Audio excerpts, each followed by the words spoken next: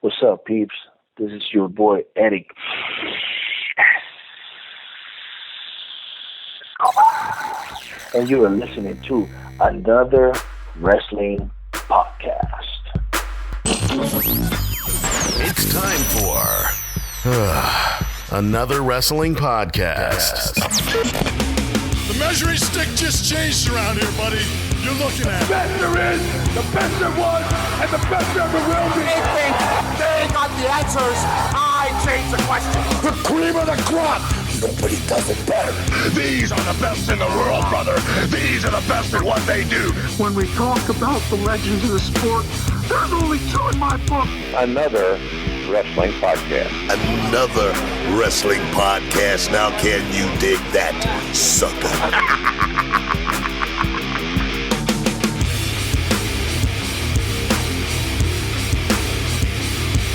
Welcome, everybody, to another wrestling podcast. This is episode number 113. I'm Jonathon Benjamin. And I'm Steve Credo.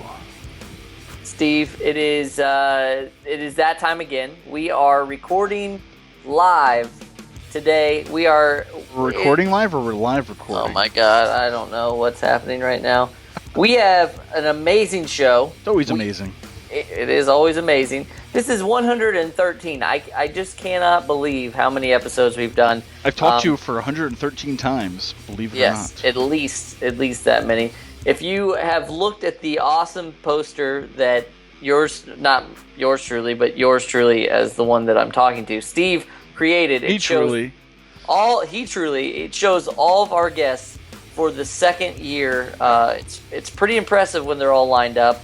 And if this is the very first time you are hearing our amazing voices through your radio, through your iPod, through your speakers, through your smartphone, smartphone, go back, head on over to anotherwrestlingpodcast.com and check out all of our other episodes. But Steve, let them in on what's happening here today. That's right. Starting a brand new year on Another Wrestling Podcast, we're going to be talking to former WWE superstar Eric Escobar. He's going to be joining us in a little bit. We have a lot to talk to him about. He's had some run-ins with Vicky Guerrero. He's going to be running in with us today, Jonathon, on AWP. So stick around for that one. Yeah, we're looking forward to talking to him. But Steve, we also have a couple of things to talk about before we get to Eric. It's been a very busy week in wrestling. We've got a lot of buzz happening about a couple things, so let's get right into them. Did you say someone's got a buzz like Roman Reigns? Oh, I see what you did there. Jonathon, if you would have asked me, this would have been, are we getting swerved? I would have not, of anybody, if you lined them up at 5 guys, 10 guys, and you told me to pick who's going to be the next one suspended, I would have not thought that Roman Reigns would be that guy. Well, he is that guy now, right? The guy who got suspended, right? He is the guy who got suspended. Now, listen, there's a couple things going on here that I'm a little... I don't know. I think we're also skeptical these days. You know, you watch one of these YouTube videos and somebody's like jumping off the roof of a house and they like land perfectly and you're like, that's fake. Or, you know, you see these videos where the kids are getting the Cheerios stacked on their head and you're like, oh, they like must have glued those Cheerios together. The point that I'm making is that I'm very skeptical of this. With all the problems that they're having with Roman Reigns, I am like almost thinking that there's some sort of conspiracy where they just said that he got suspended for drugs. That's what I thought too, man. to make him seem cooler with the kids these days. Like, oh well, Roman does drugs, so he's not. Well, look at Titus O'Neil. He was suspended, and now he's got a title shot at the pay-per-view when he came back. So it's exactly. Like, I was like, well, are they just doing this to really? I don't know, do something with him. I don't know. And yeah, so I thought about that too, because I've been looking up, they haven't really announced what he was suspended for. It's just against their wellness policy. So it has to be, it could be marijuana. It could be HGH. I don't know, some kind of drugs, for that kind of stuff. I don't know. There wasn't really specific, Roman did this. It's just he was suspended for the wellness policy. If that will come to light in the next few weeks, months, who knows? But we don't know exactly yet. So it's interesting, though, Jonathan. I mean, the new face of the WWE has been suspended. Jonathan, the fans just weren't buying it.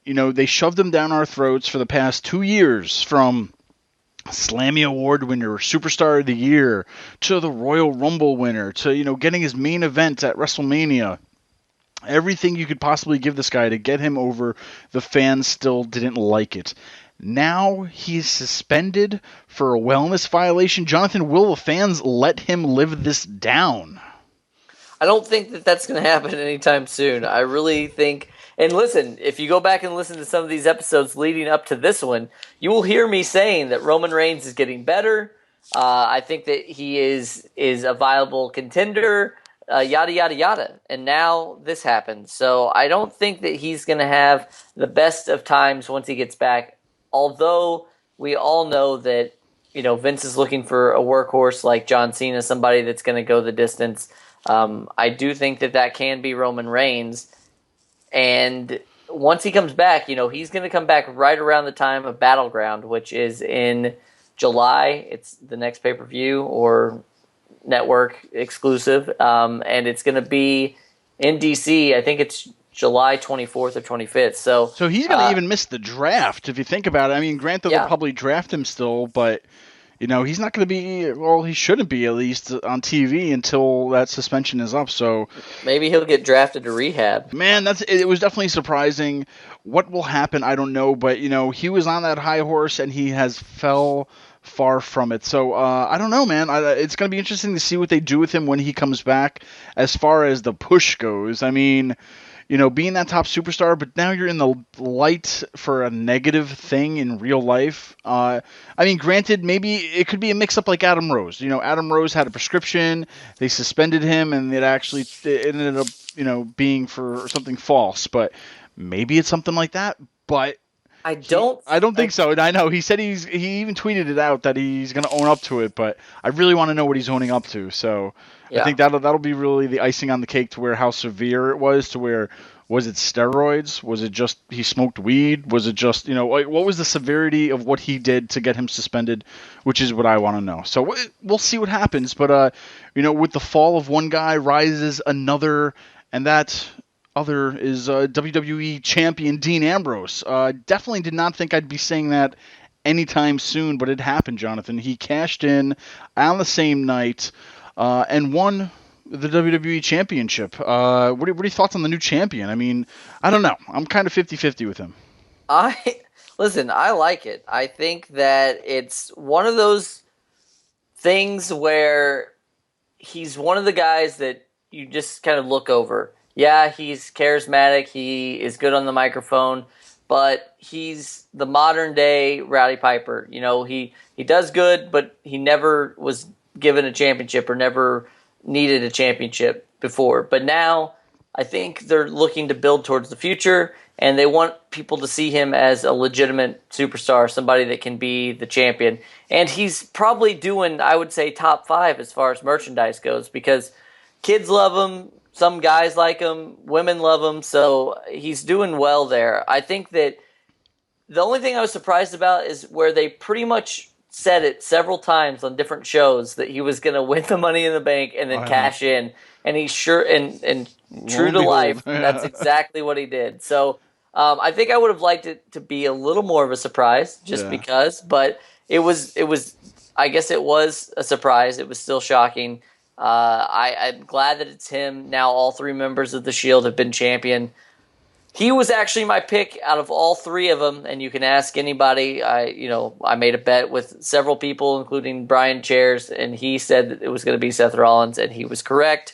But now all 3 of them have become Shield member champions, so I like it. And all 3 at the same night, Jonathan. It started off with Roman, Seth won it, and then Dean cashed in and won it himself. Here's a question, though. I mean, there's really a fine line between heels and faces nowadays, because Dean Ambrose ran in, knocked him out with the briefcase, and then cashed in. That's kind of heelish, no? And he still got cheered for it. Yet, even Seth Rollins did the face way to where he kind of cashed in on the guys as they were still kind of awake. Like he didn't knock anybody out for it.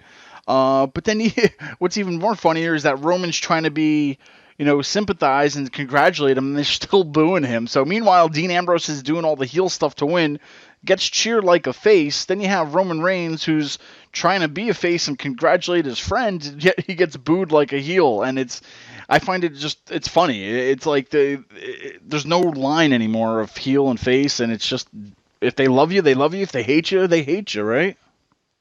Yeah, it's the WWE, man. Like, people are very fickle. They're finicky. We as fans, I don't know. I don't get this. This is probably a diatribe for another time, but I love professional wrestling. I love everything about professional wrestling, and I've said this before. The fans of professional wrestling are some of the most passionate fans of any sport, any entertainment product, anything out there. They will literally eat, sleep, and breathe the profession of professional wrestling. However, they will also be the biggest and harshest critics of the product. And I don't know if that's coming from like they wanted to make it better, or that they just like to complain. I don't know. And we've all complained about things, so I'm not saying I'm in the I'm not saying that, but I am saying that, if this was 5 years ago, everybody probably would love Roman Reigns. If this was 10 years ago, whatever, like, everybody started out liking John Cena because he was kind of cutting edge and rapping and all that stuff, and now everybody hates him, and it's cool to hate him. So I don't know if this is like, if Roman is just in an era where the fans have changed more than professional wrestling, because he's a big guy, he's athletic, like Seth, for all intents and purposes, Seth and Dean don't really fit the mold of a classic professional wrestler. They're not huge guys, but we all see, Shawn Michaels and Bret Hart kind of changed the mold when it came to that sort of thing anyway. But I don't know. I think that I was hoping there was going to be a build towards a triple threat at SummerSlam, the Shield versus the Shield versus the Shield. And we'll see what happens, obviously. Yeah, definitely. I mean, do you think the WWE can learn from this to where, the reaction Dean got when he won it was, obviously one of the biggest pops because they wanted him to win. You know what I mean? It was like they knew he deserved it for all the crap he's been through for the past few years, just the shit matches and the everything he's done. It's granted this championship reign, but like when they just gave it to Roman Reigns, like there were some people cheering, but it was just like, the fans didn't want it. Should they be listening to the fans more? I feel like the WWE has the easiest job. You just listen to the crowd. They either love you or they hate you, and if they hate you, make him a bad guy. If they love you, make him a good guy. Like, why try to go against the grain so much just because, I don't know, like, because you really think this is your person that's going to, pull your wagon for the next few years. And it's just like, listen to the fans, man. I don't know. And when you listen to the fans, you get this great organic response, and that's what I think is missing lately. They got to stop shoving people down our throats that we just don't want to be champion. You know what I mean? I don't know. Yeah, it's like I'm saying, the WWE has survived so long with doing what they do, with adding a little bit of like, hey, the fans seem to like these people, like Kevin Owens, like Sami Zayn, so we'll bring them in, but we're going to kind of create them in our image a little bit too, because we don't want everything to be for the fans, because sometimes, and I'm saying this and I truly believe it, sometimes we don't know what we want until we get it. So it's hard as fans to say that we're always right all the time, because, you get somebody like Adam Rose, who's down in NXT. He starts out as Leo Kruger. Nobody really gets it. The small NXT crowd liked it. Then he turned to Adam Rose. Everybody absolutely loved it down there. It was party time all the time. Don't be a lemon, be a rosebud. He gets to WWE, and then everybody's like, man, this isn't good. So that minority down at NXT may have loved him, but then when they brought him up, the fans chose not to get behind him, no matter if he was good or whatever. So I think it's a very strange thing, and I think and this is what makes professional wrestling so awesome. If you watch football, baseball, basketball, I don't care how many people love a certain baseball player.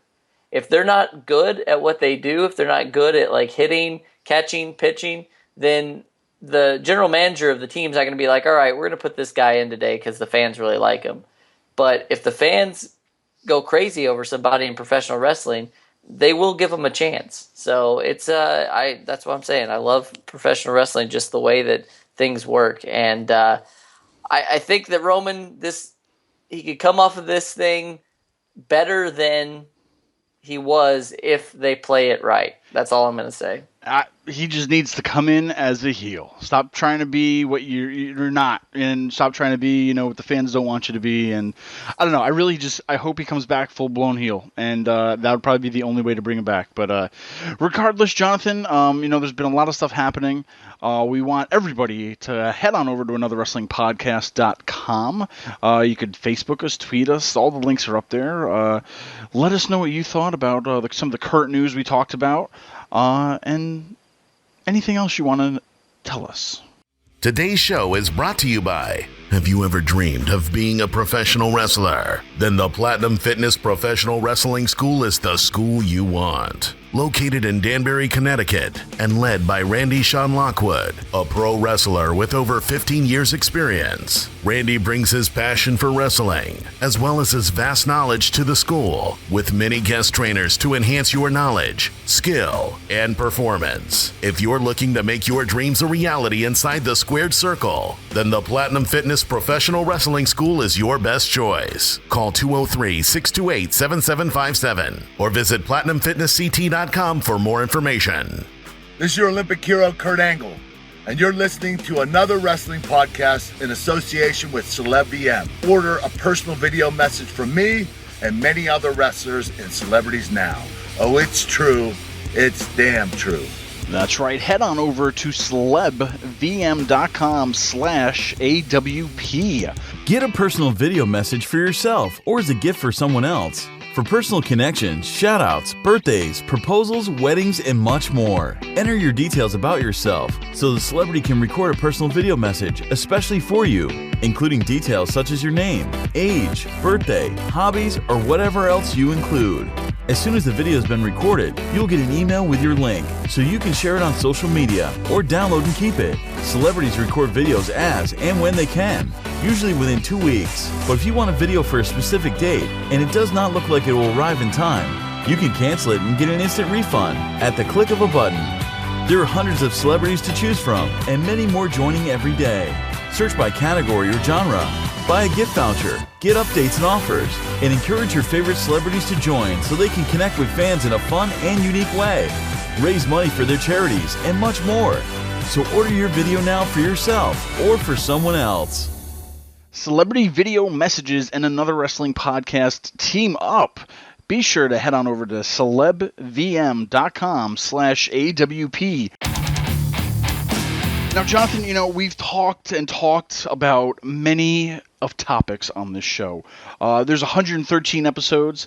You can check out 113 times that we talked about something different in the world of professional wrestling. And today is no different, Jonathan. I need to talk about tournaments. Tournaments in professional wrestling. One of my favorite tournaments ever is the King of the Ring.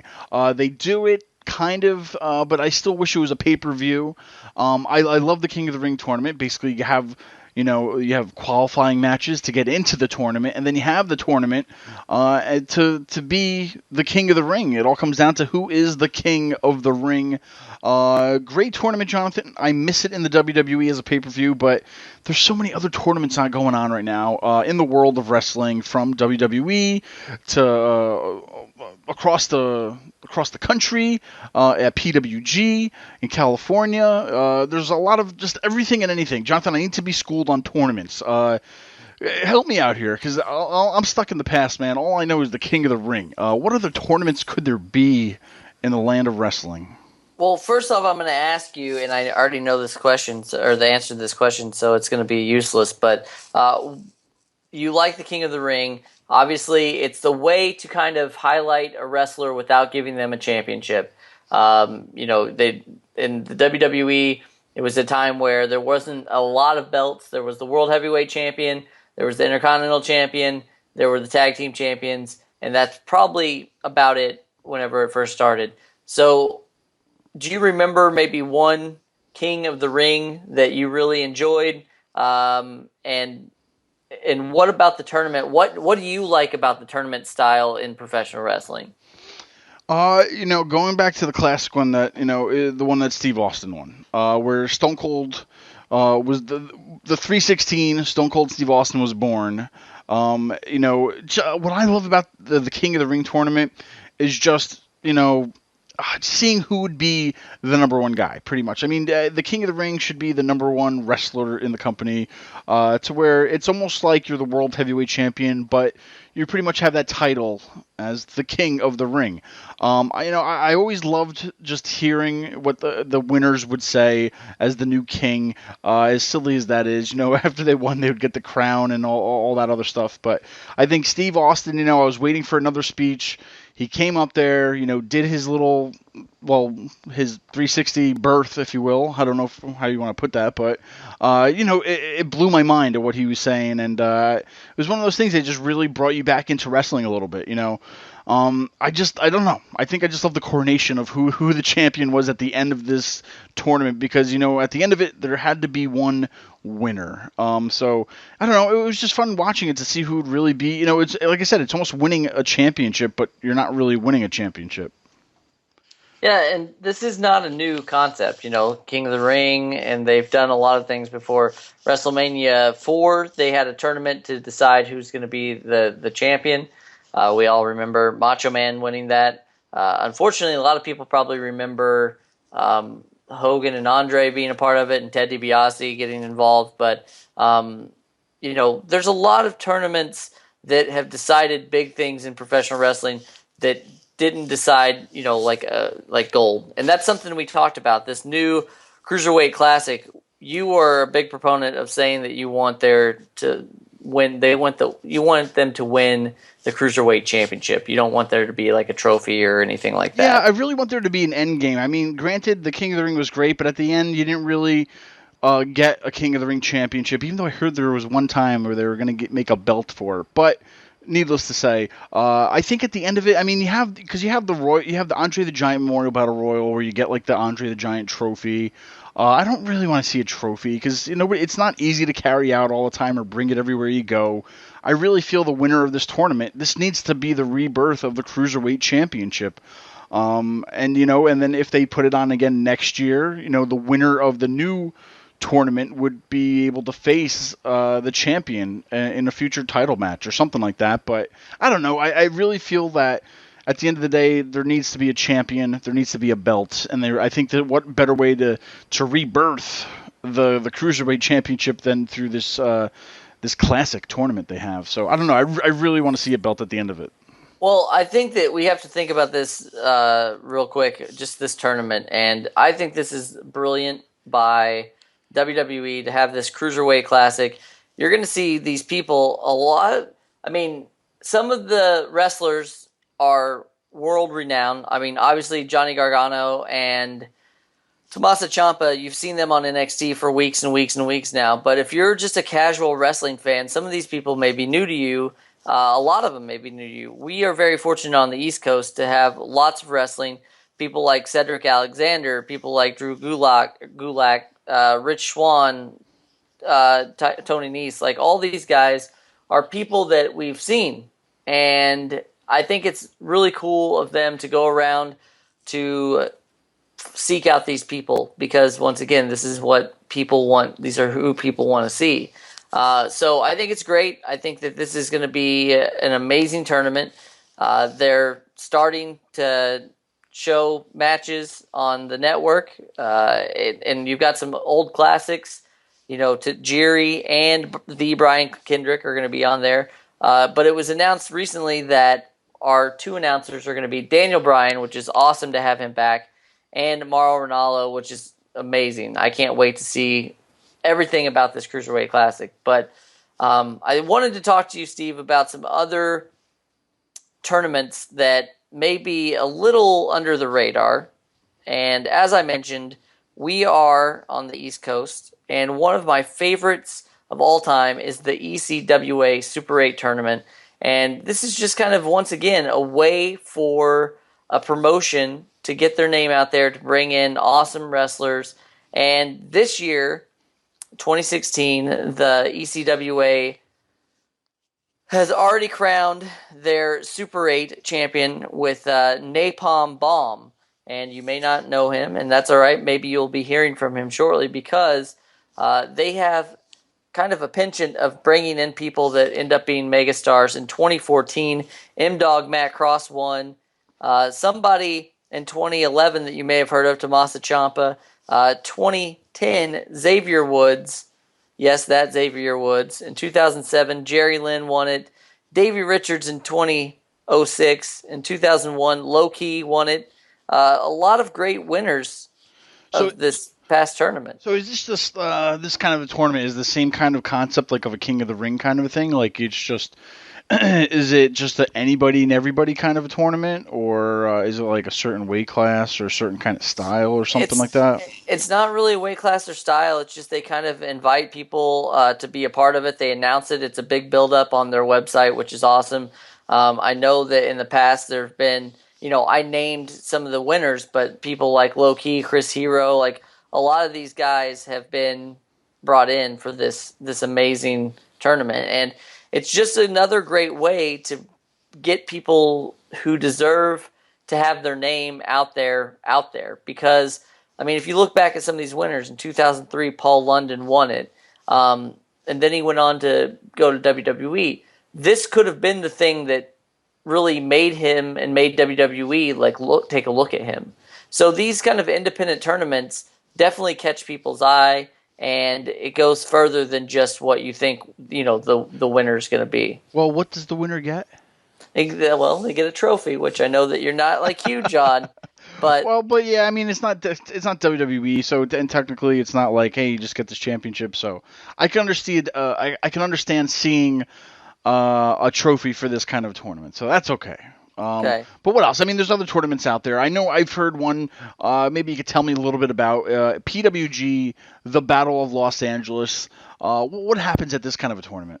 Well, it's actually called. I mean, it's the Battle of Los Angeles. It's a lot of people call it BOLA, and it happens from Pro Wrestling Guerrilla. It's a company out in Los Angeles, obviously, and there's been a ton of famous wrestlers who have won it. AJ Styles, Christopher Daniels, Bryan Danielson, to name a few. So it started around 2005.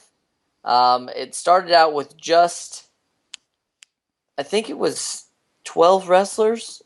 There were 8 opening round matches, 4 quarterfinal matches, 2 semifinal matches, and then the final. And then in 2006, they expanded it to 24 participants. Then in 2008, it returned to a 16-man format again. So it's crazy how it's worked, but some of these names that you've definitely heard of, Davey Richards, Low Key, Kenny Omega, Joey Ryan, El Generico, Adam Cole, Ricochet, Zack Sabre Jr. These are all people who've won it, but people. Yeah, go ahead. No, and I understand. So this also, from what I heard, and I could be wrong, but it's not just one day, though, right? It's a few-day tournament? Yes, absolutely. They hold it usually around 3 days, and it's awesome because if you think about it, going to an independent show like once is awesome. But if you have something to look forward to like 3 days in a row, and these matches just continue to go on, it gives you something to look forward to. So I would love to have these kind of tournaments at local independent wrestling shows in our area, and we may get into one here in a little bit that there is one that's like that. But yeah, absolutely. And this has become a pretty cool thing. As we know, Cody Rhodes, after leaving WWE, sort of made a list, and this was one of his bucket list things. And believe it or not, he is the first participant announced for the 2016 BOLA is Cody Rhodes. So we'll get to see him at the Battle of Los Angeles this year. All right. But now, what does the winner get? Well, I think the winner gets bragging rights, and that's pretty much it. It's nothing crazy, but you're known. like I said, I named the people who won it, and most of them are who's who of professional wrestling. So it's another thing to add to the resume, which is is an awesome thing. There's only been, a handful of winners, so you can say that you are one of those winners. Fair enough. All right. Well, I'm getting all these tournaments in. I'm kind of learning a little bit about them. There's got to be more tournaments out there, Jonathan. Is there anything else that stands out that you could probably tell me about? Well, for me, there is a promotion that I really like, and it's Chikara. They have what's called the King of Trios. It's a tournament, but it's 3 team people in the tournament. So it's teams of 3 is what I'm trying to say. 3 team people. I love it. Yeah. Put that on a shirt.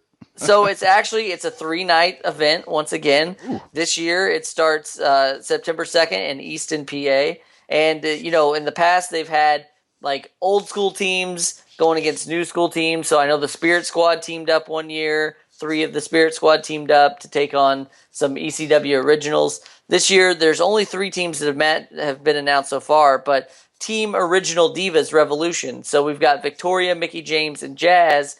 And I'm assuming they're going to go against Team Shimmer, which is Madison Eagles, Candice LeRae, and Crazy Mary Dobson. So this is cool because it puts teams together that you may not have seen before. And I just like this concept. It's 3 people on a team, and, it's something that we don't get to see a lot of. We don't see a lot of 3 teams. It's like the New Day, Shield, the Wyatt family. Like if all of those people battled, this is kind of what you would get with the King of Trios tournament.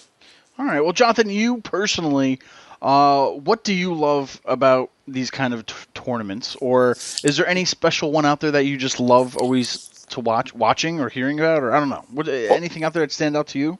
Yeah, I mean, the thing about these tournaments is cool is the fact that, once again, people get recognition even if they don't get a belt or if they don't get something. It's a way to recognize the best in a group.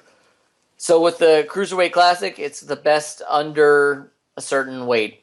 You know what I mean? So that's cool. And I liked the King of the Ring in the WWE. I know they've tried to bring it back a few times, and it just doesn't have the same glitz and glamour as it used to. So I'd like that to be brought back to kind of its original glow. But like I said, I'm a big fan of the King of Trios. I'm hoping to get there once. I've never been to it. I would love to be a part of the King of Trios. I would also like to go down. One year, I will tell you, this was prior to Austin Aries going to the WWE, and prior to him, I think, leaving TNA. He was in the ECWA Super 8 tournament, and I almost drove several hours to get there just to see Austin Aries. And I've met him several times since then, but I'm a big fan of the ECWA Super 8 tournament as well. Awesome. Jonathan, you told me a lot about tournaments. If you could maybe make your own tournament for anywhere, from WWE all the way down to the bottom in TNA, what kind of tournament would you make? I will tell you right now that my thing would be to kind of follow in the footsteps of this CWC tournament and have an open, women's open, where WWE goes around, does the same thing, and finds awesome women's wrestlers from around the world. They could be from Mexico, Japan, the United States, and really find some of the greatest independent women's wrestlers. Because unfortunately, for every, I don't know the statistic, but I would say every 10 guys that's wrestling, there's maybe 1 female. So to be able to highlight some of these people that you've never heard of would be awesome to me. And then, you can start peppering them into the WWE through NXT and the main roster. They don't all have to go down to NXT. So I would really like to see something like that, a women's tournament.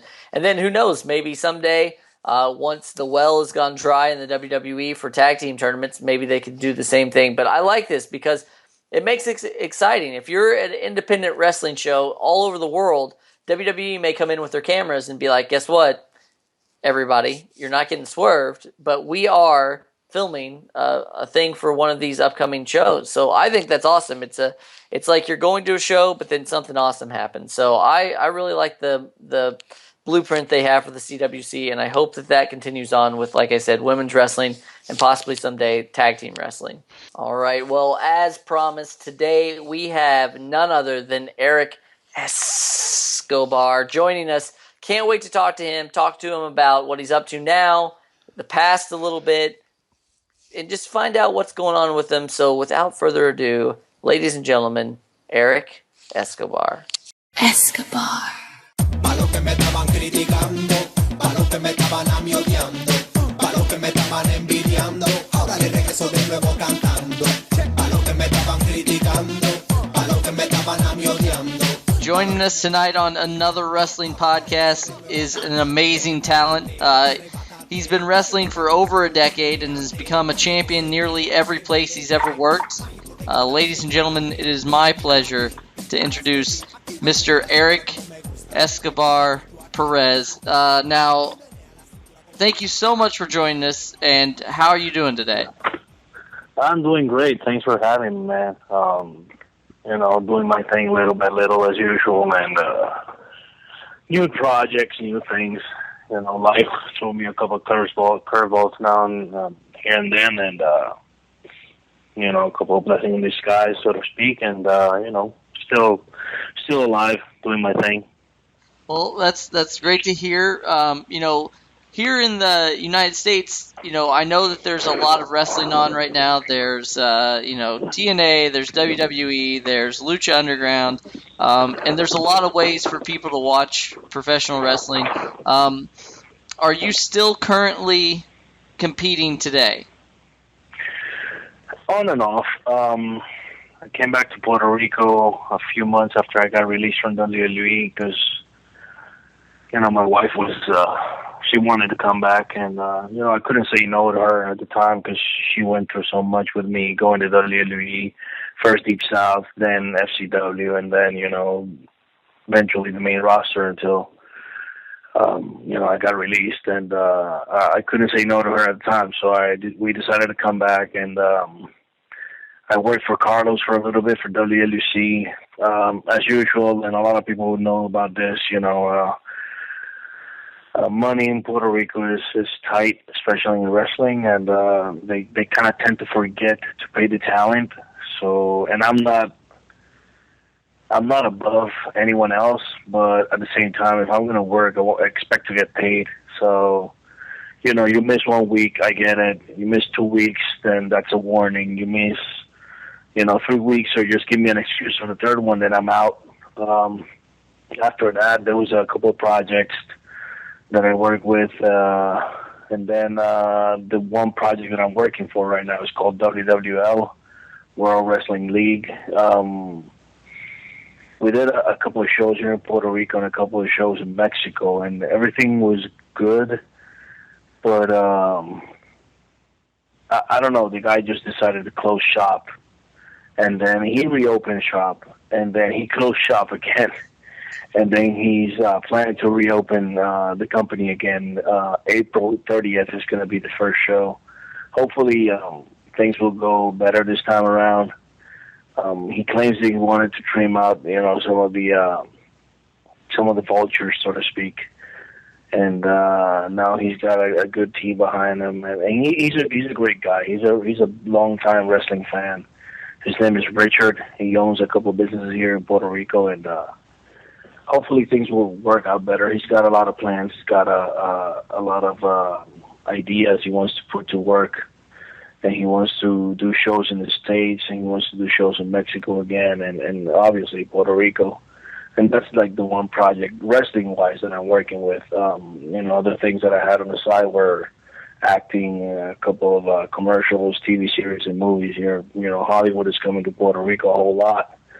And each time I've been, kind of lucky, I guess, that without having an agency backing me up or getting me all these projects, I've been getting tons of work every time they come down here. I mean, it's only a few days out of the week that, or the entire shooting that they're doing, but still get a decent payday out of that and get some more experience under my belt when they're doing some other things, non-wrestling related. Now, when you speak about things non-wrestling related and acting, is that something that you've always wanted to do, or just kind of you fell into it now? To be honest, I've always been intrigued. Like, my main reason why I got into wrestling was because I was always into acting and physicality, physical stuff. I was always playing sports. I only played organized baseball, but I always played touch football with the guys and basketball in school and all that. So I was always into sports and acting. I always felt like that I could. I mean, how to explain it? It's one of those things that, just like wrestling, you get to play a character and you get to have a wrestling match and all that. It's just, same thing with acting. You get to play different characters, get some direction from a director and just jump into it and be a different person every time you go out there, and I've always been intrigued by it. I always loved it. So it's something that I was basically looking forward to after my WWE career. I mean, my career did not take off as I expected it, but it is what it is. Make lemons out of lemonade. So I just try to stay active as much as I can with wrestling. But each time that Hollywood comes around, I try to get involved in that as well. I'm also looking for projects in the U.S. and all that, trying to get some more experience and try to get involved, try to get in touch with some agents in L.A. and all that, so I can move around and get some more work done. Well, you spoke about actors and acting. Who are some of your favorite actors maybe that you have out there? Wow, favorite actors? I mean, there's so many, to be honest. There's always I could say, oh, this guy's a great actor and all that, but sometimes it's more like the characters that they play, because everybody, if you mention Robert De Niro, everyone's going to go to the, I think it was Taxi Driver movie. Yep. And, the famous scene, are you talking to me? Are you talking to me? Or you go to a guy like Kevin Costner, you go to Bull Durham. Mm-hmm. And you go to movies like that, it's more about the characters. But if I would say that, there's a bunch of characters out there, a bunch of actors out there that I really, really enjoy, like Christopher Walken for one of them. He's so different, the way he acts and the way he talks. This guy, Tony Stark, Robert Downey Jr. Yep. There's a guy that can do it all. He can do serious, he can do thespian, he can do Shakespearean, he can do funny, he can do action. The guy that played the bad guy from Thor, I forget his name all the time. He played Loki. Oh, Tom Hiddleston? Yeah, Tom Hiddleston. Yeah, great actor. Oh my God, phenomenal actor. And the way he jumped into the Loki role is oh my God, this guy's scary good. Yeah. I recently watched Batman vs. Superman, which was criticized by everyone, and I'm like, what the hell is wrong with you guys? This movie was awesome. And I saw, to me, the guy that stole the show. I mean, the whole movie, the entire movie was phenomenal. I mean, Wonder Woman came out as a badass, and she's kicking ass, and Ben Affleck, oh my God, he looked amazing. He body-wise, he gained so much muscle, and he looked great as Batman. Superman's still Superman, but the one guy that stole the show for me was Jesse Eisenberg. He played Lex Luthor. Yep. He was scary good. I'm like, oh, holy crap, this guy, oh my God. I mean, he really stole the show for me.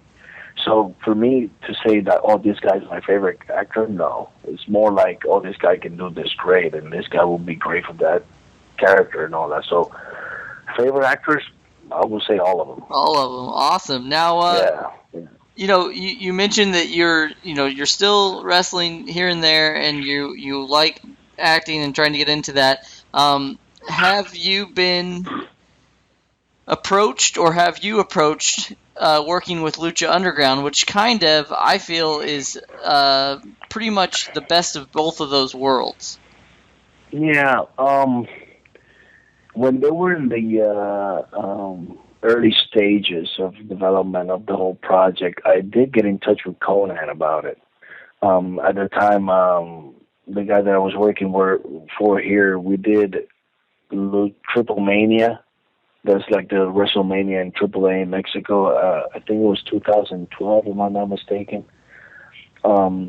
We did that, and I got in touch with some of those guys, and yada yada yada. When they were in the early stages of Lucha Underground, I got in touch with Conan. I talked to him, and he's like, "Look, I'm going to tell you straight out." I'm like, "Yeah, just give it to me straight. I'm an old man. I've been around, and I know. Just don't lie to me. Just tell me straight." He's like, "Okay, I'll give it to you straight. There's no money in this project." I'm like, "What do you mean there's no money?" Well, and I know there's probably money for the boys and all that. Maybe he's just trying to not work me, but try to kind of work me into lowering my wages and all that. And I get it. It's a project. It's still in development, yada yada yada. But still, And he told me all these things, and for a while I thought that something was going to happen. I did get in touch with Chris DeJoseph, who was one of the writers in WWE. He went, after he left WWE, he went and was working for Lucha Underground. I don't know if he's still there. And we talked about, me joining and having a clique and a few guys, yada, yada, yada. I'm like, yeah, let's do this, I got some sort of a hookup, so to speak, so I can fly to the States myself, and no charge. I don't have to pay for anything. And I told him, listen, I'm willing to do this. I don't expect to get paid $1 million, but if you guys take care of me money wise, I'm down. And but nothing came around. Nothing came about it. Hopefully, I'll be able to get in touch with them again. Now that I'm kind of restarting again in wrestling. Absolutely. And see what happens. Well, let's talk about kind of the early stages. Did you actually grow up a wrestling fan, or was that something that happened later on in life? On and off. I wasn't much, my dad never took me around the island to do anything. My dad worked for an airline for his entire life, so to speak. So for us to go on vacation was to go to Disneyland or Disney World, go here and go there and go somewhere in the States. My dad is not the kind of guy, this is camping or something. No, he's not like that. Oh, let's go out. Okay, we're going to go to Disney World. We're going to spend a week in Orlando. So basically he never took me to anything that happened in Puerto Rico. So it was not like I was a huge wrestling fan growing up because my dad took me to the shows or anything. I got invested, so to speak, with Grow, Glamorous Ladies of Wrestling. Back when I was a kid, I would watch it in the translation in Spanish, which was awful, by the way. It was brutal, but it was awesome at the same time. I didn't know any better, so to me it was the most amazing thing ever.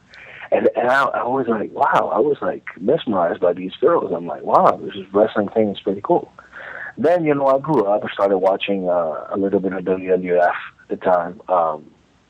Shawn Michaels, Bret Hart, all those guys, when they were starting, so to speak, when Shawn Michaels was with Jannetty as the Rockers, when Triple H did the Hunter Hearst Helmsley gimmick, when Henry Godwin was there, all those guys. I remember watching all those guys. And it was like an on and off type of thing. It wasn't like I was completely hooked on it. Fast forward a couple of years, I would say when I think Razor Ramon was there, and when Shawn had the feud with Razor for the IC title, stuff like that, that's when I started getting into it again.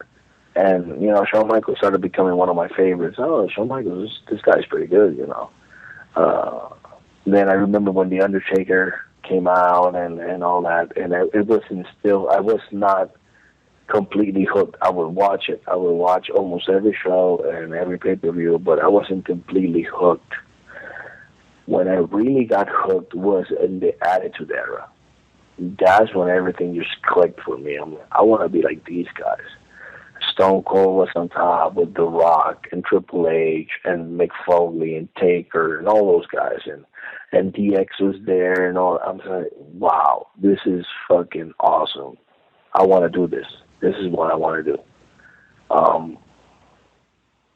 The fact that Austin will come out and beat his boss on national TV and not get fired, I'm like, this guy is a freaking god.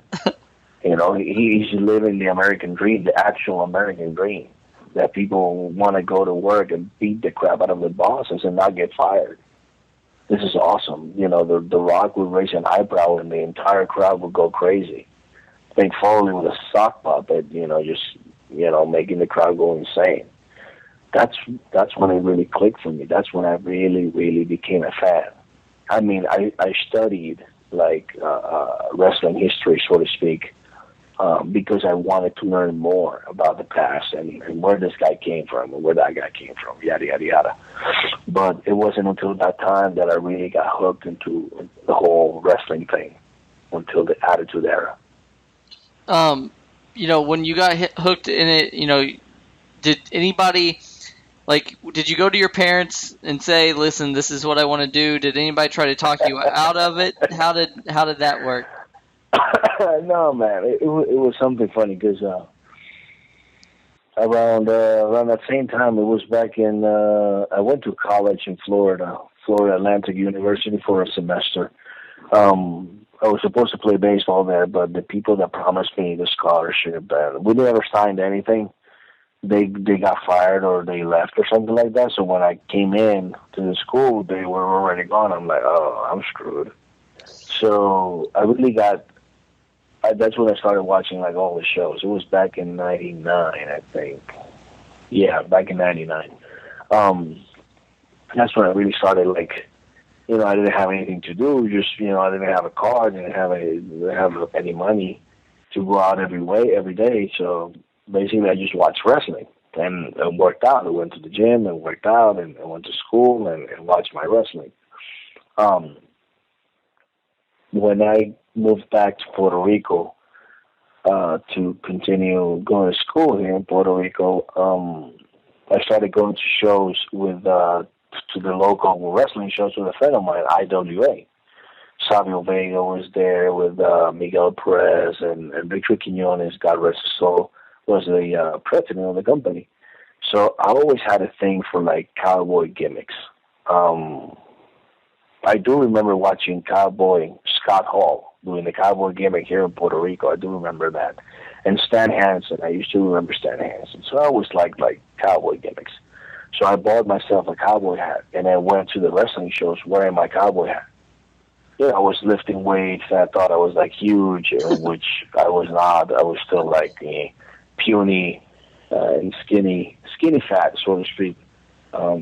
I started going to the shows, and one day, one guy, they see me, and they pulled me aside. Hey, me and my best friend, they pulled us aside. They started talking to us. And they listen, the president of the company would like to know if you guys are interested in becoming wrestlers. I'm like, dude, we've been looking for a wrestling school to, see how much it is to start learning and all that.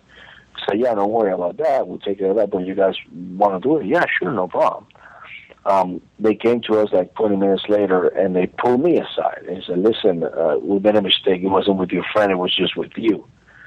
I really felt bad about my best friend. But, it is what it is. I jumped to the opportunity right away. A few minutes after that, I go to the concession stand, and this guy starts talking to me. And I don't know who this guy is. And he's like, oh, you see that guy over there? I'm like, yeah, he's Canadian. Oh, okay, cool, no problem.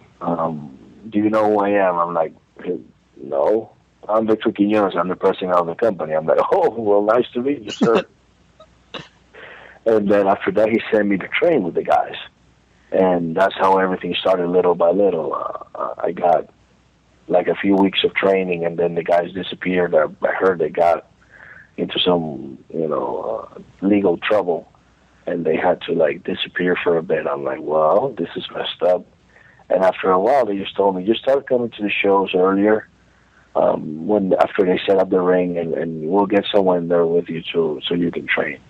And they did. Miguel Perez started getting in the ring with us and training us little by little, and that's how everything started. Slow process of learning how to, start to work.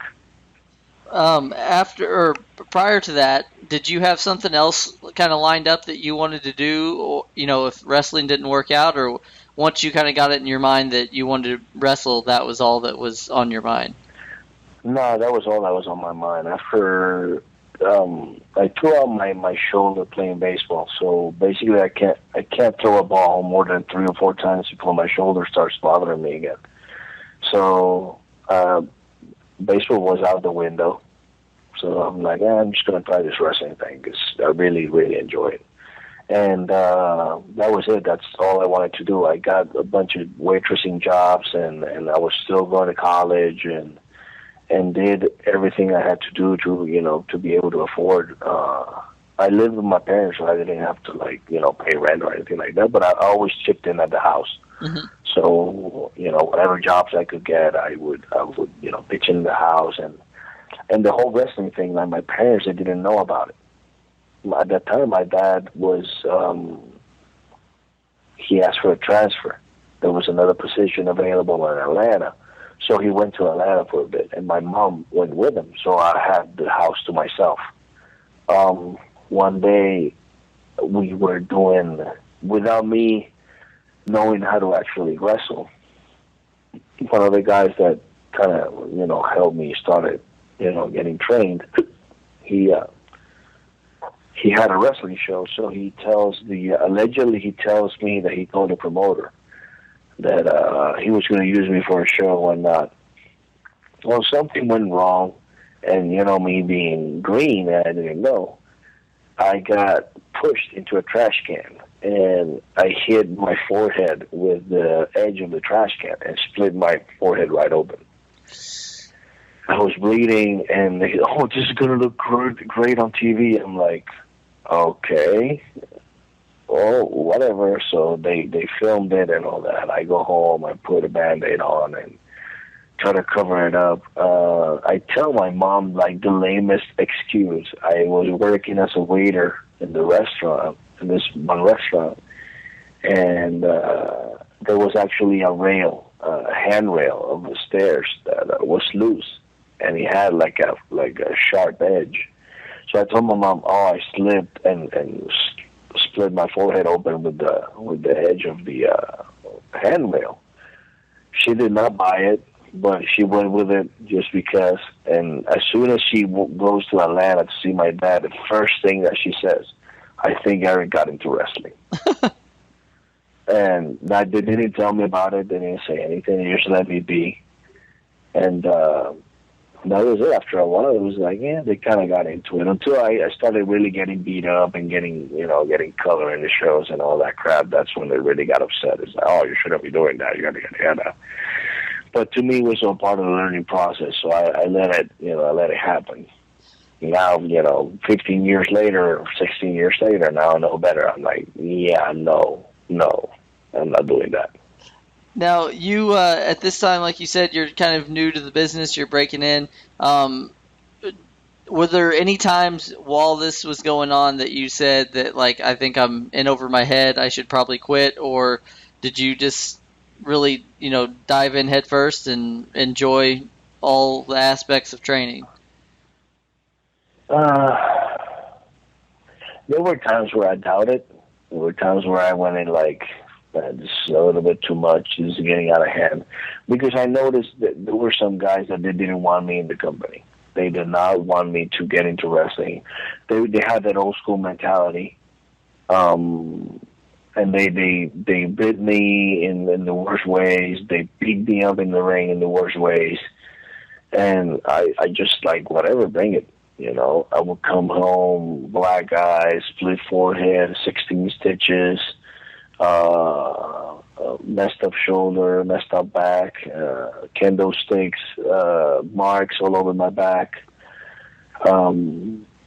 and that's when I started, once I started like reading the wrestling books, the autobiographies that came out, and I saw some of the stuff that the guys went through, and I started like looking online and this and that, yada yada yada. I heard the stories about breaking kayfabe and all these guys coming in and breaking in, and the old school guys beating them up, trying to like either scare them so they wouldn't get in the business, or try them out and test them and see they were tough enough to handle it.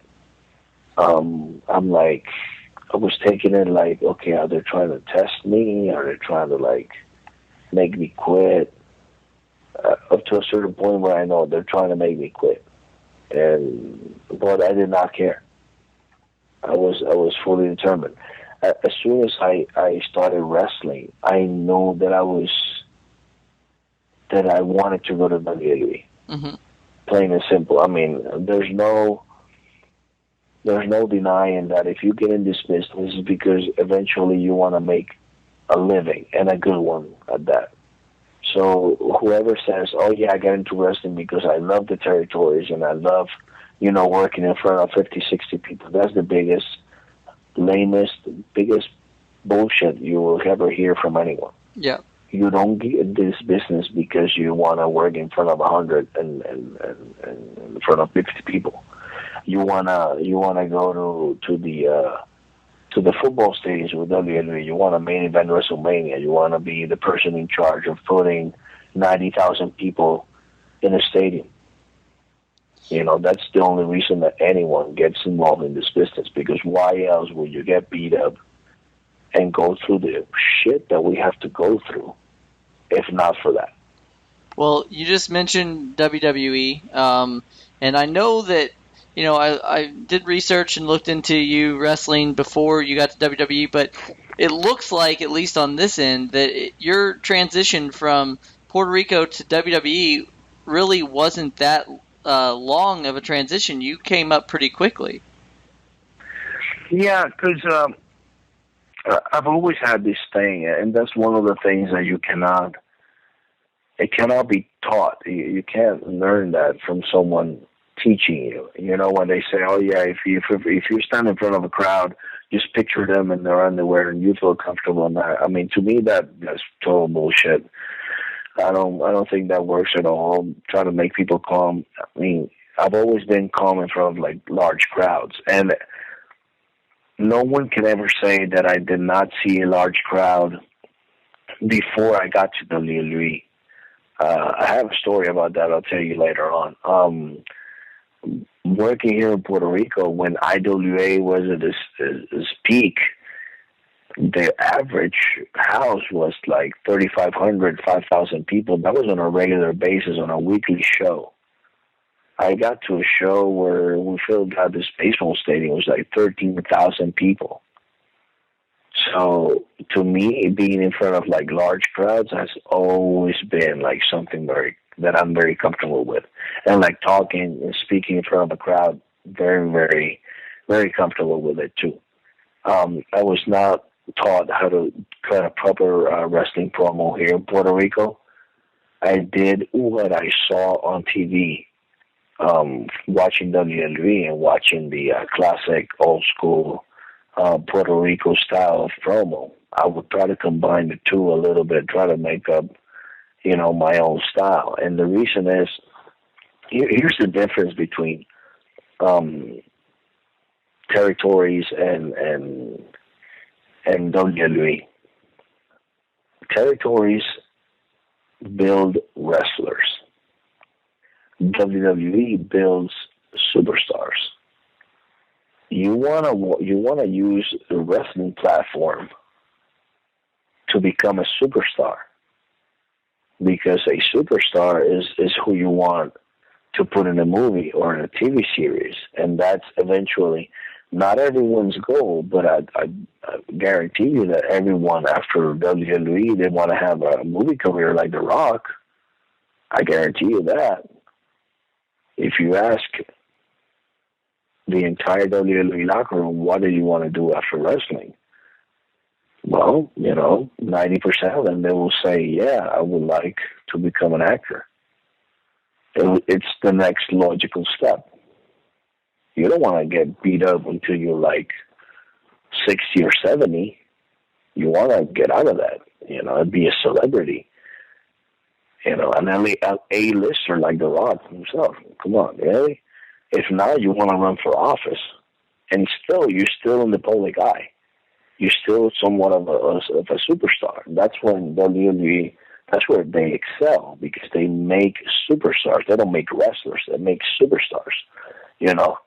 It's sports entertainment. It's not pro wrestling for them. It's sports entertainment. I see guys doing movies. I heard that Dolph Ziggler was doing like stand-up. Mick Foley's doing stand-up, and the other guy's doing this, and the other guy's doing that, because that's the next logical step. Well, so that's why my transition was like a little bit easier for a lot of guys, compared to a lot of guys, because I've always seen it as the spectacle that it is. I never saw it as pro wrestling. Well, you actually were in Deep South wrestling as well, which was kind of a precursor to FCW and NXT. What were your thoughts on Deep South? And obviously they talk a lot about the Performance Center these days and what a great facility it was. Were you getting any of that in Deep South, or was it kind of just what it was, just like a gritty kind of place? Deep South was the early stage, not the early stages, because the early stages of developmental system were when Edge and Christian and those guys were in the developmental system. They got paid like X amount of money, and they trained in Stamford, Connecticut at WWE's where they filmed Tough Enough, the tracks, what it was called, I think it was. Yeah, yep. But it was like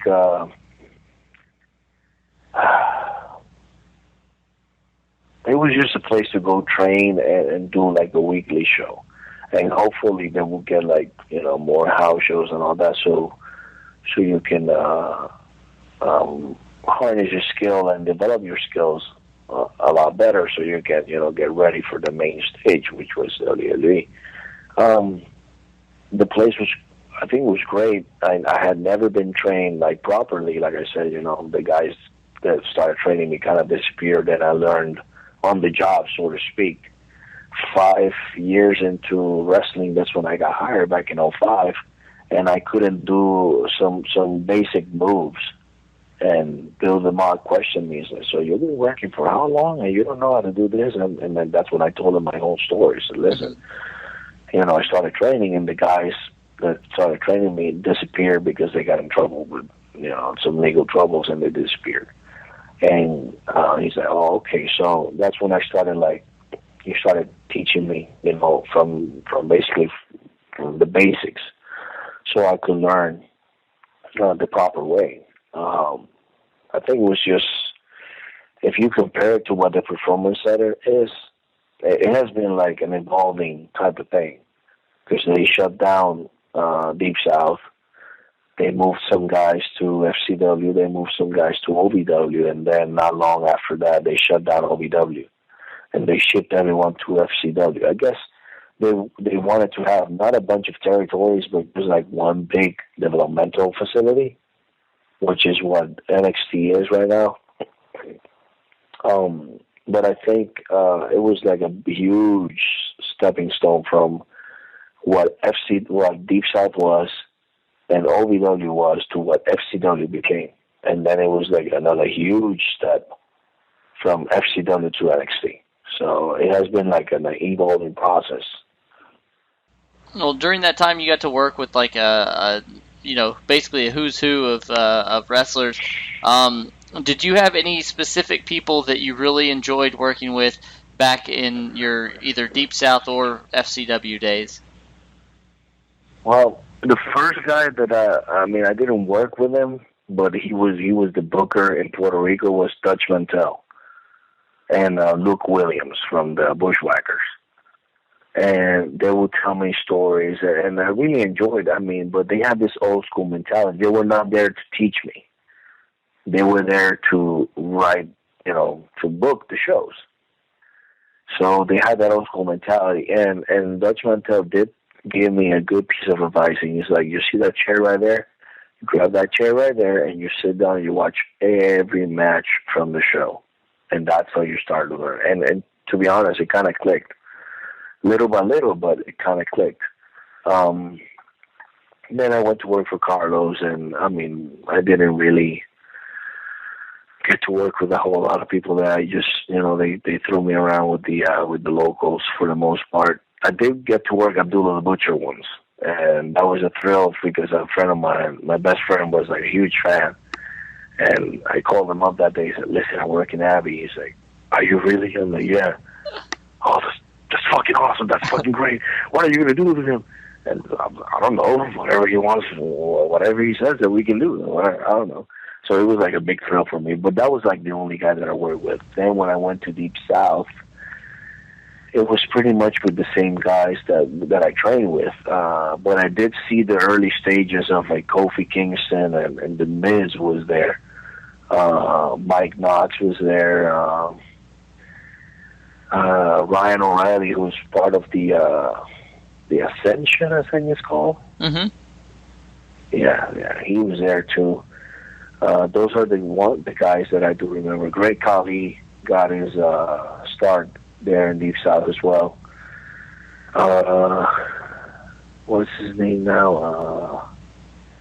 Oh my God, he's in the Bullet Club and he's in the tag team. Drew Hankinson. Yes, Gallows. Luke Gallows, yeah. He was there as well. And then in FCW, who did I get to work in FCW? Oh my God, Dolph Ziggler, Wade Barrett, Drew McIntyre. I got to work with Sheamus a lot. Basically, most of the some of the top guys in the WWE right now. I saw Big E when he started at FCW. Let's see. When I started doing the trips with ECW and SmackDown, I did get the pleasure of working one entire weekend with Brad Armstrong, God rest his soul. Oh my God. He was a true gentleman, in and out the ring. The nicest guy. And oh my God, he could work. He was phenomenal in the ring, so smooth. I mean, it was like a great weekend for me that weekend. So yeah, I will have to say that was one of my top guys. I mean, I got to work with Jericho and Big Show and Kane and all those guys in the main roster, but the one guy that I do remember that I got, I mean, you get to learn more when you do house shows than you do TV. Because TV, you gotta, you do TV. You gotta go out there and you gotta put on the show for the TV. But when you do house shows, you get to sit down and relax a little bit more and talk to these guys and go over your match and do what you gotta do, and you get to pick their brain a little bit. And I do remember that weekend with Brad Armstrong was phenomenal. And he actually trained us a little bit too in Deep South. Yeah. He was there helping out when Bill DeMott got released the first time around. Tom Pritchard came in, and Brad came in from time to time to help out. So yeah, Brad Armstrong, I would have to say Brad Armstrong was like the guy. When you were in Florida Championship, obviously you mentioned people like Sheamus and a few other people that now are kind of their own character. But was there a lot of that going on down there? A lot of character development? I'm curious because I want to know kind of how or what they had kind of in store for you. Like what was being thrown around for you at that time? Well, there were since the beginning with me, they always liked me as a heel. I did a tag team with MVP. They tried that out. Then Sonny Siaki pulled me aside and said, listen, he told me that allegedly Dusty Rhodes, God bless him, called him up and they had worked together in TNA. He said, Dusty wants me to tag with you. I'm like, what do you mean? Well, we tried this in TNA with me and Apollo. We tagged for a bit. He likes that combination. He's got, he's got some stuff for us. Allegedly, that's what he tells me. So we started, tagging, and we had a good run. It could have been better, but, then we got transferred to FCW. I go to FCW, and I'm kind of like floating around. I injured my back, and I had to go get surgery, but I did not know at the time that I needed the surgery. I think it was, I can't remember which year it was, but I injured my back. I had to get surgery. Between the time that I left to have the surgery and came back, they still had like nothing for me. Just, go out there and do your thing and yada, yada, yada. And then Primo came in. When Primo came in, that's when things are, okay, we'll put, Eric and Primo together. Let's see how that happens. And we were Eric Perez and Eddie Colon. We were called the Puerto Rican Nightmares. They put Angela Fong, or Miss Angela, I don't know what name she's going by right now. I know she's in Lucha Underground right now. They put her with us, and it was like a strange, weird combination, but it worked. We made it work.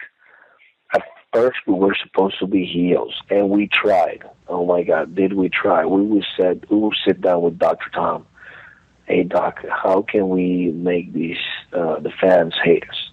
And we tried everything, every cheating tactic, every old school cheating tactic, everything that we could try to do to get heat. But people were not buying it. They were cheering for us.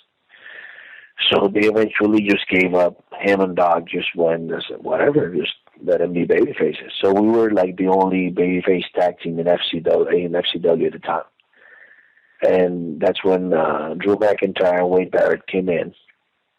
They had Dolph Ziggler with Brad Green, I think was his name. Brad Attitude. And they had a tag team. What else? There was another tag team there, too. Oh, it was Tyson Kidd and D.A. Smith. Mm-hmm. So they did the tag team. And Heath Slater and Steve Lewington were another tag team. So they did the tag team tournament, and they put us there to win the tag titles for the first tag team, FCW tag team champions. So we win the titles, and then they started trying to develop some other tag teams, babyface tag teams to mix it up a little bit. But not everything they tried did not click. Since Primo and I worked as a tag team in Puerto Rico, and we knew each other, and we had the Spanish to our advance, we would speak Spanish to each other, and everything just flew. I mean, everything was, the flow of things was amazing. So they just decided to okay, we're going to take the title from Eric and Eddie, and we'll give it to these guys, and then it'll come back to Eric and Eddie because they got to pass it to the other two guys. And I think we were like 3 or 4 time FCW tag champions.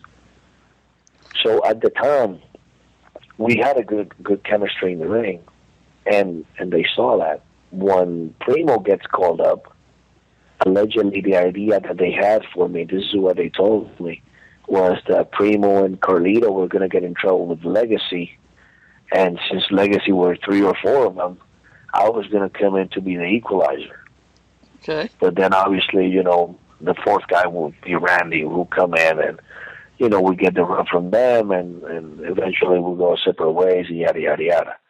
So they bring Primo in, and then they go, no, let's put him with Carlito, and they send him to SmackDown, so the angle was kiboshed.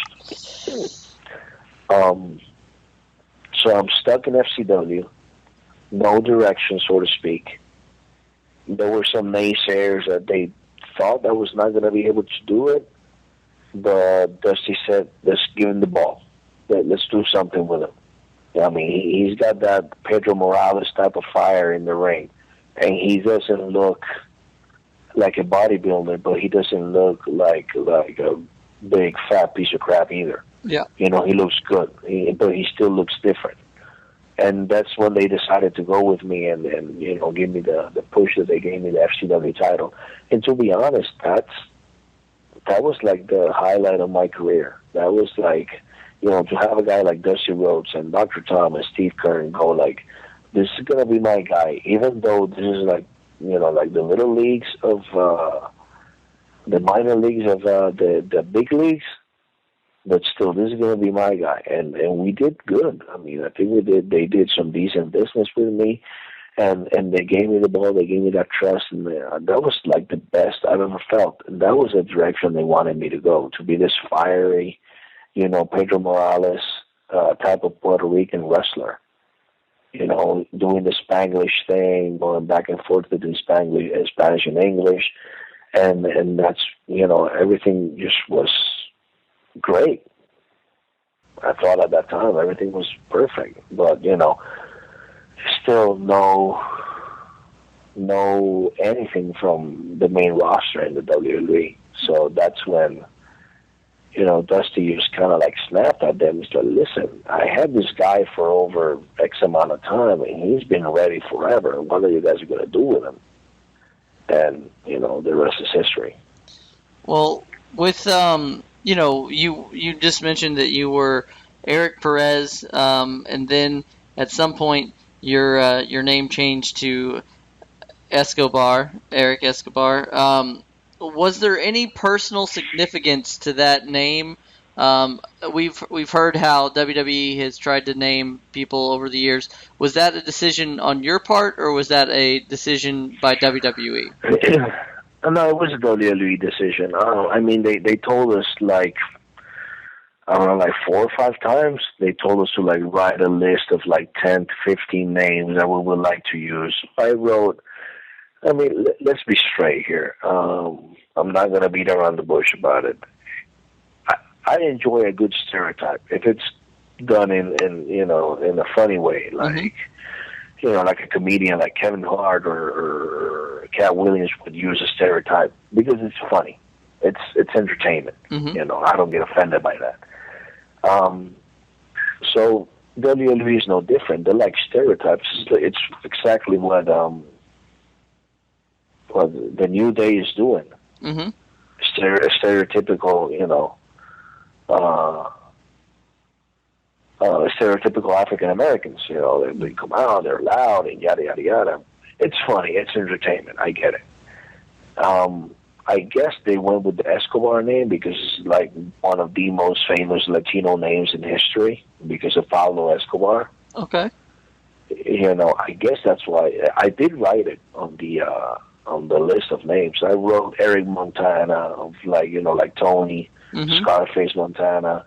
I wrote Alejandro Perez, which is my dad's name. I wrote Eric Alejandro, which is my real name, but my middle name is Alexander, so it's Alejandro in Spanish. I wrote Eric Escobar, Pablo Perez, every Paco Ramon, every single name you could think of, I wrote there. So eventually, I guess they saw Eric Escobar and they went with it, and it was out of the blue. I went on a loop of shows, and when I got to TV, you have a dark match tonight. And when they announced me, Eric Escobar, I'm like, I guess I got a new name. and that was it. By the time I got to FCW, so Dusty comes up to me with the list. So they tell me they changed your name, so you Eric Escobar now. That's cool. That's pretty cool, man. That's pretty cool. I like it. Now, it seems to me like, and we've only got a couple more questions for you because I know you're very busy, but you spoke about how kind of you weren't really told much, and you just mentioned that you came out to the ring and didn't even know your name was changed. You got kind of put with Vicky Guerrero, which was, I thought, really cool, and it finally, to me, started to seem like there was some traction with you, and the wheels were in motion. You started working with her in 2009. Was that something that was planned, or once again, was that something that was just kind of, hey, by the way, this is happening? Again, hey, this is happening. I remember I got to that TV.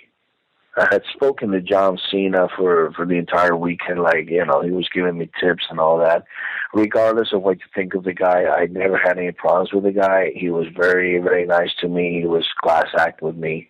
He actually told me, he said, listen, if you ever want any advice, just pull me aside and ask me to watch your match. He would always watch everyone's matches, and he was always like very. He wants to be that guy who gives back and helps, develop the future of the company.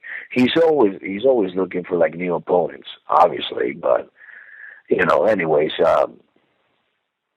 I do remember that. Jamie Noble started talking to me. He's like, so you got your stuff right? I'm like, no. What are you talking about? It's like, oh, they haven't told you? I'm like, no. Okay, just give me 5 minutes. I'll be right back. And he leaves, and he doesn't say anything. 5 minutes later, Ricky Steamboat, same deal. So they told you what you're doing tonight? I'm like, no. Well, what's going on? He's like, oh, they didn't say anything? I'm like, no. Okay, I'll be right back. And I'm thinking I'm getting ribbed. I'm like, okay, I'm getting ribbed. Like, I'm going to end up with Big Dick Johnson in the ring, and I'm going to be wearing a thong. And, oh, my God. And then, like, Mae Young is going to come out, and then I have to make out with Mae Young or something like that is going to happen. I don't know. Which I was totally down with. I mean, at that point, I didn't really care. John Cena comes up to me. He's like, hey, you got your deal for tonight? I'm like, what's going on? I have no fucking clue what's going on. Oh, they didn't say anything? I'm like, no, well, don't fuck it up. I'm like, what do you want me to not fuck up? I mean, I don't know shit what's going on. And no one told me until they finally pulled me aside. It's like, you're going to be Vicky Guerrero's boyfriend. I'm like, okay, that's fucking cool. Well, why didn't anyone say anything? Well, they were still going over some details, and then I see Vicky finally. I had already said hello to her and all that. Now I know what's going on, so I see Vicky. So I told her, I'm like, oh, so you know what's going on tonight? She's like, yeah, they told me I'm going to be some guy's girlfriend. I'm like, that's me. Nice to meet you. I'm Eric. And that was it. It was a SmackDown anniversary show, and I think The Rock was filming the other guys, and he cut a promo they put on the Titantron and all that. It was pretty cool. It was a pretty cool show. Well, with that, you started out with Vicky, and we've kind of talked about if creative had ideas for you or whatever, but. One thing that kind of got to me is that there was really never any backstory, I guess, or explanation of your character then with Vicky. Was there anything being tossed around, or was this just kind of, once again, the same thing where they put you guys together, but they didn't really have an idea of what to do with you? Exactly. It was exactly that. They put us together. And that was it. They had like no backstory and all that. And Vicky and I would talk about it. I'm like, how did we meet? I mean, how did everything happen? And she's like, I have no idea. And no one ever. I mean, we pitched ideas between Vicky and I, and we talked to someone. I can't remember who it was. Well, we did talk to someone. It's like maybe we could, film some vignettes of we had like some vacation or something. Vicky went on vacation. I was a little cabana boy or something like that, and we kind of felt for each other. And, that's how the whole thing started. And maybe we can throw some twists here where, some like con artists are trying to like con her into trying to get a job with WWE or something like that. or maybe she's conning me into bringing me in as an excuse so she can come back to SmackDown. I mean, there were so many things that we could have done with the character and the storyline and everything, but again, they had like, let's put them together and let's see what happens. It was kind of those deals. Okay. And that was it. I mean, they had like, I don't think they had any long-term plans of with me and Vicky. Well, like I said, I wanna let you get going here. I got just 2 more questions for you. You've been very upfront and honest with us today. It's amazing. I loved learning more about you, and I wish you nothing but the best. Point blank, if I asked you right now, you departed from WWE in 2010. Is a WWE return out of the question for you? Like if they contacted you tonight, tomorrow, and asked you to come back, would you go back? To be honest, I would, but it would have to be like, I mean, we would have to like really, really sit down and talk about it. We don't get any younger, especially in wrestling. We age like dogs, so to speak. Under the WWE umbrella, you're well taken care of. They got doctors and trainers and all that. And I did have a tryout last year. I will tell you complete honesty. My heart and my mind were not into it. Mm-hmm. I mean, I did talk to the bot, and he said, would you like to come in for a tryout? I'm like, yeah, sure, I'll go. Could it be like, a few months from now? My wife gave birth in 2012 to triplet baby boys. Oh, congratulations! So, thank you very much. So I have three beautiful baby boys and 3.5 years old.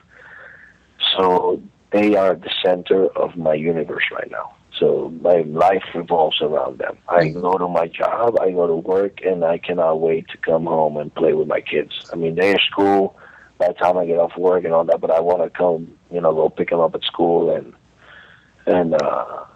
play with them and be with them all day. So if by any chance, if the stars and the planets align themselves and Triple H and now that Shane McMahon is back, that I saw that, if anyone decides, hey, we got Primo and Epico together, let's see if we can contact Carlito and Escobar and we'll make like a Latino clique, like Los Boricuas 2016, so to speak. Yeah, I'll be open to the prospect of a return, but like I said, we'll have to really sit down because I don't really want to be traveling so much and be away from my kids for so long. If it was something that, you can do the TVs and you do like a loop of house shows every month, and then you can do the international tours. Like the Latino part of it. Well, every time we go to Central America and South America, you can go to those, and just keep it like in the light schedule, so to speak. Yeah, absolutely, definitely. But to go full on every day of the week, almost like 3 to 4 days a week, just being out of my house and not seeing my kids and all that, it'll be kind of hard for me though to be able to do that. Okay. All right. Well, we like I said, we thank you so much for coming on today. I think that we've got a lot left to talk to you about, and hopefully we can get you back someday. But for people that are listening to this right now and want to know more about you or want to be able to follow you on, do you have social media or anything that people can find you on? Yeah, I just recently opened a Facebook page for Eric Escobar. Just looking under Eric Escobar, you see a picture of me back in my WWE days. Also, any promoters out there who want to do business and all that, they can contact me at Eric Escobar Eric Escobar 8712. Yeah, 8712 at gmail.com. Or you can find me on Twitter at eperez8712. yeah, those are the ones that I use the most. Also, I would like to say shout out to my boy. I forgot his name now. Tyrus. He was Funkasaurus in WWE. Yeah, Brodus Clay. Brodus Clay, yeah, Tyrus, my boy. He's my friend.